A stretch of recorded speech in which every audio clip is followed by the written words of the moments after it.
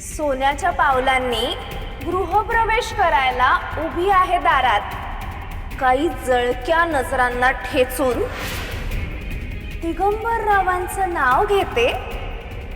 आता मीच राणी या घरात.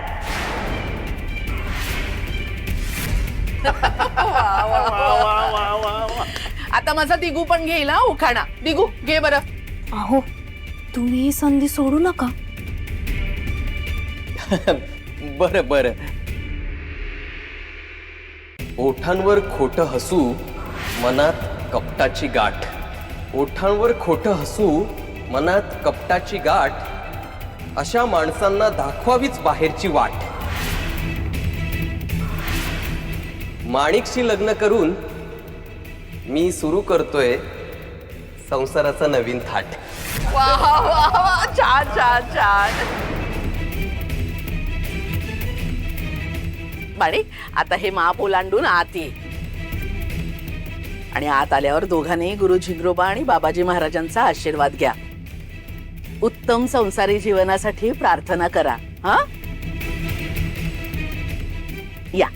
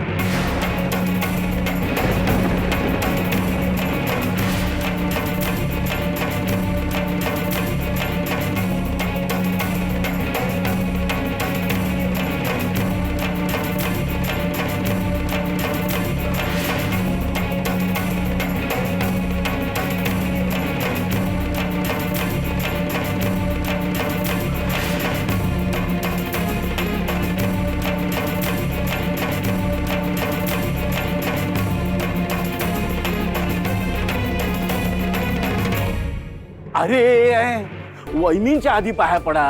हा या.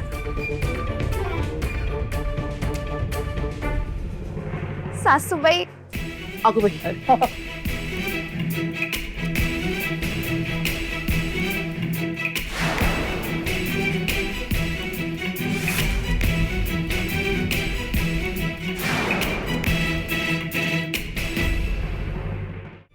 विन्या, तू आत का आलास? अगं आई, बाहेर जे काही भयानक चाललंय ना ते बघून आता माझ्या अंगाची आग होते. हा बस झालं. रमाई, दिगू दादा, ती माणिक माणसं नाहीये, क्रूर जनावर आहेत, जनावर. अगं एखाद्याला किती छळावं. आणि बिचारे सखुवहिनीने अजून काय काय सहन करायचंय ग, सांग ना. अरे पण तिच्या नशिबातच असेल तर तू काय करणार आहेस? अगं नशिबात काय आई, त्या माणिकला सखुवहिनींच्या नखाची तरी सर आहे. दिगू दादाला तर आहे ना वेड लागलंय, वेड. अगं आदर्श मानायचो मी दादाला, हाच राक्षस निघाला. नाही नको, मला नाही बघवते, मी नाही येत बाहेर, बस झालं. उगाच मी काहीतरी बोलून बसायचो, त्यापेक्षा नको. खुळा झालायस तो विन्या. तुझं हे वहिनी प्रेम एक दिवस आपल्याला खड्ड्यात घालेल. मूर्खा, सुभेदारांची मुलगी आपल्या घरात सून बनून आली आहे. आपले दिवस पालटतील. मूर्खपणा सोडून दे. तू चल, तू माझ्याबरोबर चाल. चल बाबा, चल.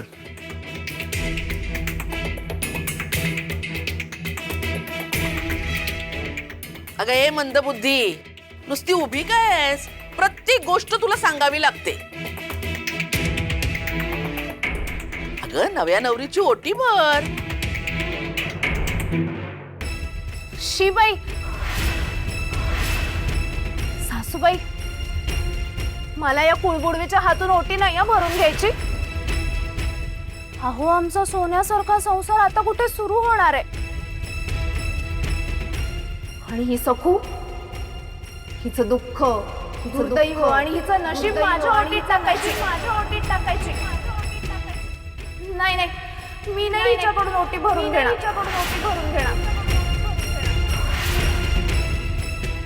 तुला कसं ग सगळं पटकन कळतं? मला मिलीला काही कळायचंच नाही. माणिक बरोबर बोलते. ही दळभद्री आणि दुर्दैवीच आहे. रमाई, तूच तिची ओटी भर.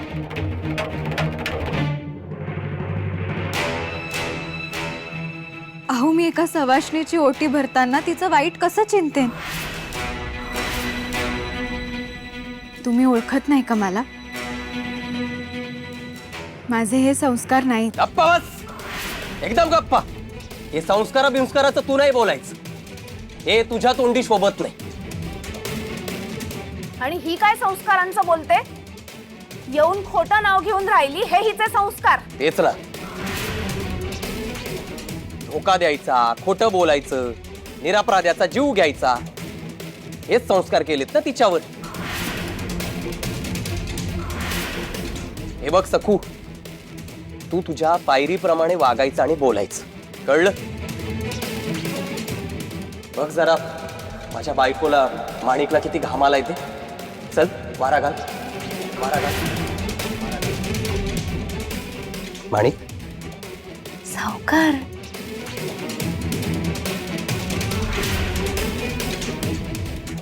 अगं ए, काय म्हणाला दिगू? वारा घाल तिला. जा आणि इकडे ते माझ्याकडे दे, वारा घाल जा.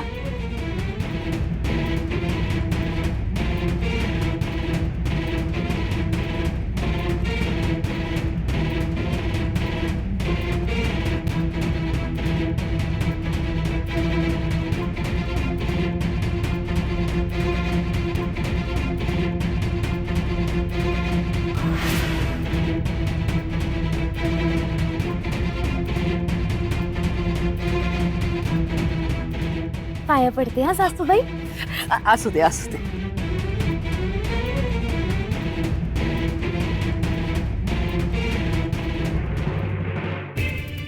दादा, सखू वहिनींना किती अपमानास्पद वागणूक देतोयस, तुझ्या लक्षात तरी येत आहे का? नाही, एकतर तू हे दुसरं लग्न वगैरे करून ना अन्याय केलायस वहिनींवर. त्यातून तुम्हा दोघांना त्यांनीच ओवाळायचं, माप सुद्धा त्यांनीच ठेवायचं. हा, पण ओटी वगैरे काही भरायची नाही का, तर त्या दुर्दैवी. आणि म्हणून त्यांनीच वारा सुद्धा घालायचा. अरे काय सुरू काय हे? विनू, आवाज खाली. कोणाशी बोलतोयस तू? आणि तुला मिरची लागायला काय झालं? काय शिरा ताळून बोलतोयस माझ्याशी? कारण तू फार मोठी चूक करतोयस आणि मला हे आता सहन होत नाहीये.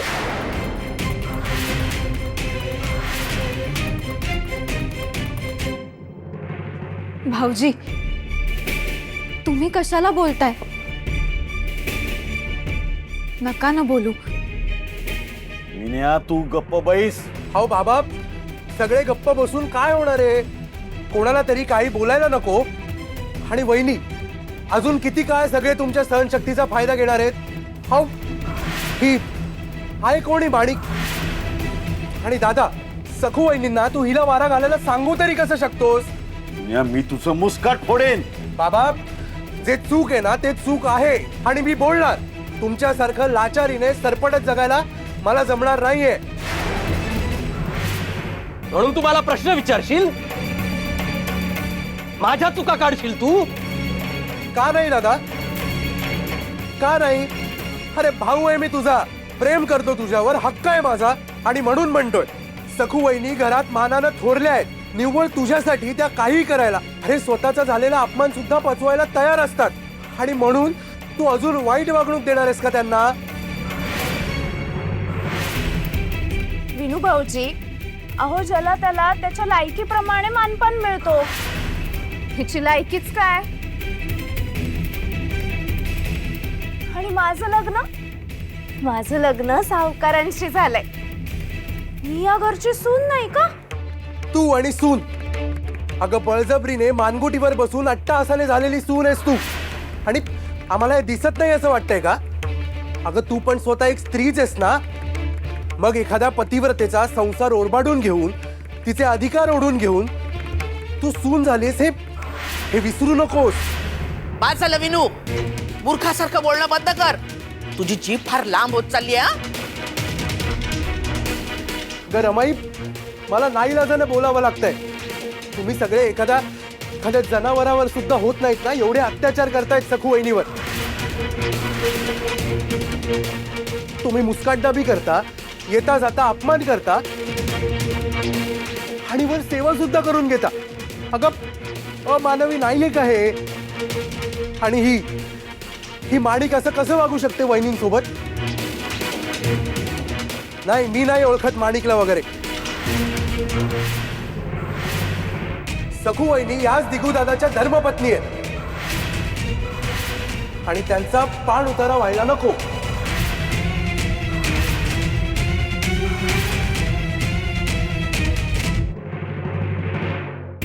बस झालं. बस झालं सावकार. आता ना मला हा अपमान सहन होत नाहीये.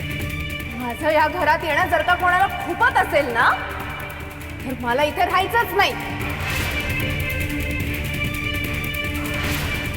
मी जाते माझ्या माहेरी. माणिक तू थांब.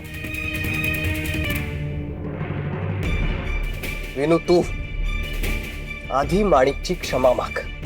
मागेन ना, अवश्य मागेन. पण त्याआधी माणिकने सखू वहिनींची क्षमा मागावी. सखू वहिनींची क्षमा मागावी.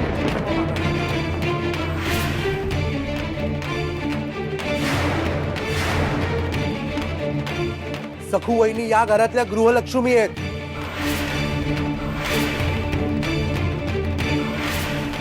विनू क्षमा माग. आधी माणिकला क्षमा मागू दे ना, मग मीही मागेन. त्याआधी मी क्षमा मागणार नाहीये. विनया मालक,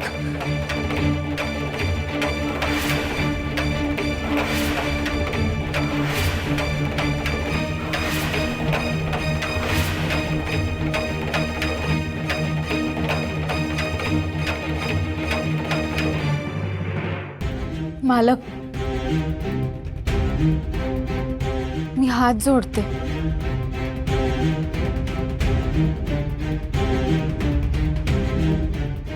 भाऊजी, अहो राहू द्या ना.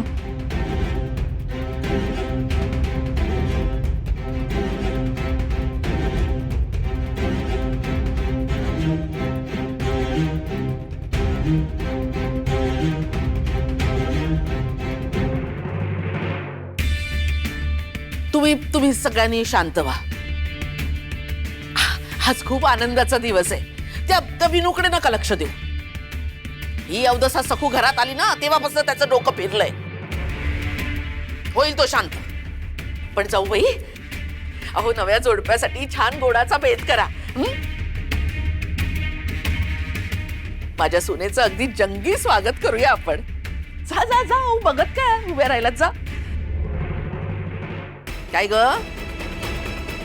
तुला काय तर आमंत्रण द्यायचं? अगं जा ना.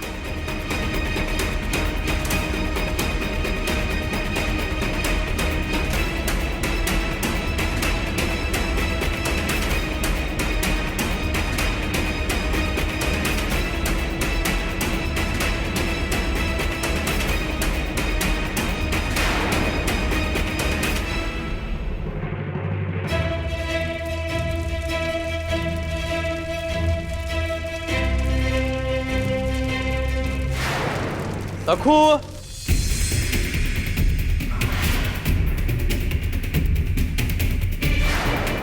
पहिला लग्न माझा दुर्दैवी काळ होता. आता आनंद पर्व सुरू झालं. आनंद पर्व सुरू झालं.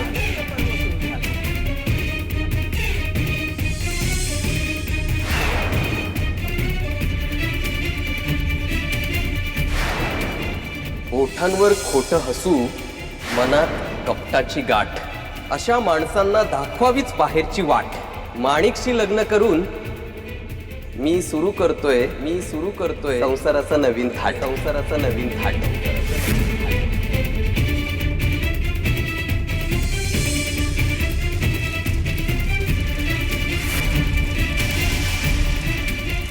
बघ जरा माझ्या बायकोला, माणिकला किती घामाला येते. माणिकला किती घामाला येते. वारा घाल, चल वारा घाल. म्हणजे हे काय? अगं तुला गोडाचं करायला सांगितलं होतं ना. मी मुळी जाणार नाही. सखूला सांगितलंय, शिरा पण करायला सांगितलंय. नुसता शिरा सांगितलं नाहीये, पुऱ्या सुद्धा करायला सांगितलेत. अगं हीच योग्य वेळ आहे. तू जाऊन केलं असतंस ना तर तुझं कौतुक झालं असतं. तुला आणि विनूला हेच कळत नाही की विरोध का करायचा, कुठे करायचा, कोणासमोर मांडायचा, हे तुम्ही दोघं आहेत ना माझ्याकडून शिकलतच नाहीयेत.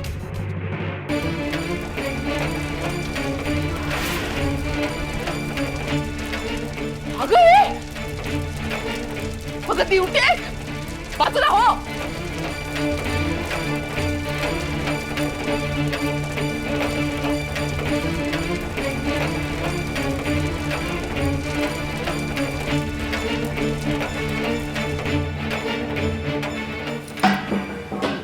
काय गे लक्ष कुठे? बसल्या बसल्या झोपा काढत होतीस का? की माझं घर जाळायचं होतं तुला? असाच विचार होता तुझा? अगं मेली असतीस ना तू. मरायचंय तर मर ना, पण माझ्या घरात कशाला? कामवालीला जाळून मारलं म्हणून लोक आमच्या नावाने शिमगा करतील. जाऊ बाई, जाऊ बाई, हा? जाऊ बाई.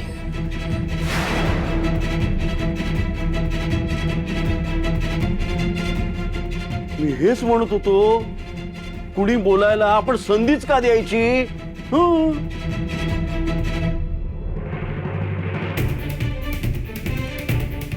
तुम्हाला सांगितलं होतं ना काम करायला?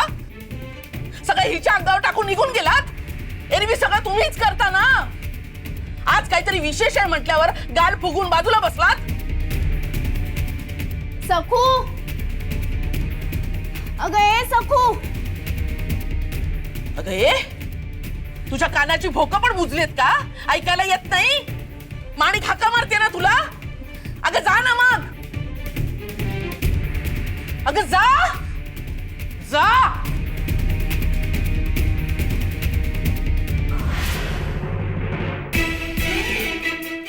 सखू, कुठे मेली ही?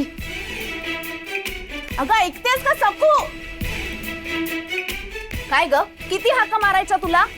अहो नाही नाही, मी येतच होते. कधी? नोकर चाकर गडी माणसानी पहिल्या हाक्यात यायचं असतं माहित नाही? आता इथे कशाला बोलवलं हे कळलं नसेलच ना? सगळ्या गोष्टी उलगडून सांगायला लागतात.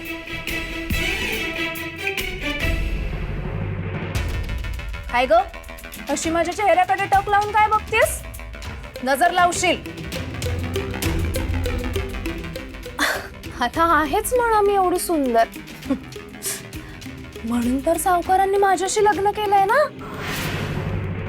ते कपडे दिसतायत ना, ते उचल आणि सावकारांच्या खोलीत जाऊन त्यांच्या कपाटात नीट लावून ठेव.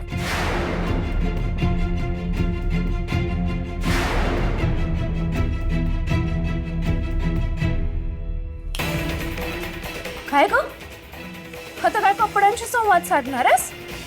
अशी बघत काय बसलीस? अगं बावळट, आमचं लग्न झालंय की नाही आता? मग लग्नानंतर नवरा बायको एकत्र राहतात.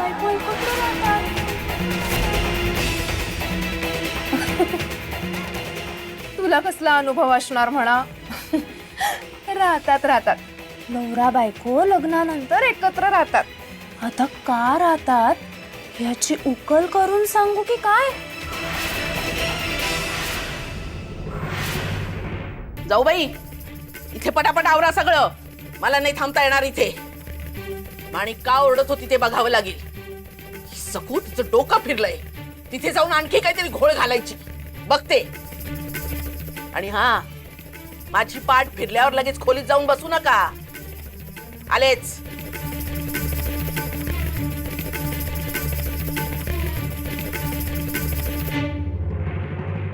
आता बघतेस काय? उचल ते गाठोड आणि घेऊन चल. चल उचल.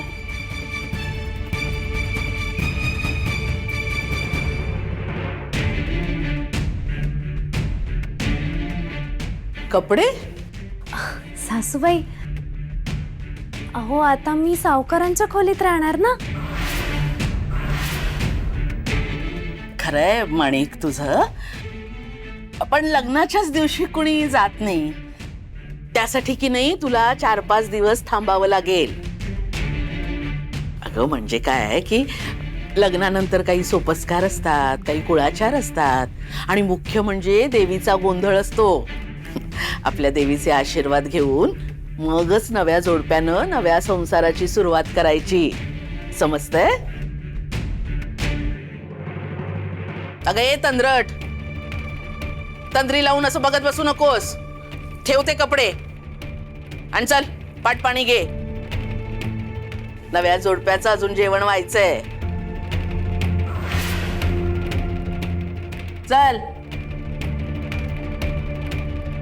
हे सखू, आज नाही पण पुढच्या 4 दिवसांनी हे गाठोडं तूच नेऊन सावकारांच्या खोलीत ठेवायचं. मी कधी एकदा सावकारांच्या खोलीत जाऊन राहते असं झालंय. मनाला गोड हुरहुर लागलीये. एकदा गोंधळ झाला ना की मग आमच्या संसाराची सुरुवात होणार. मी माझा संसार प्रेमाने फुलवणार आणि सावकारांना खूप सुखात ठेवणार.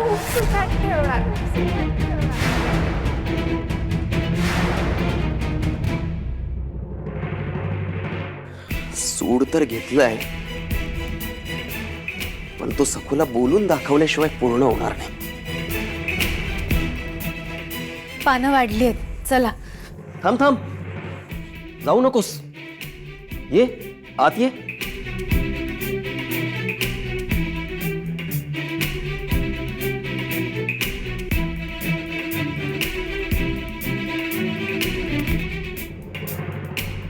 काय ग, विनूशी जे जे बोलत होतीस त्याच्या चिंधड्या चिंधड्या उडाल्या ना?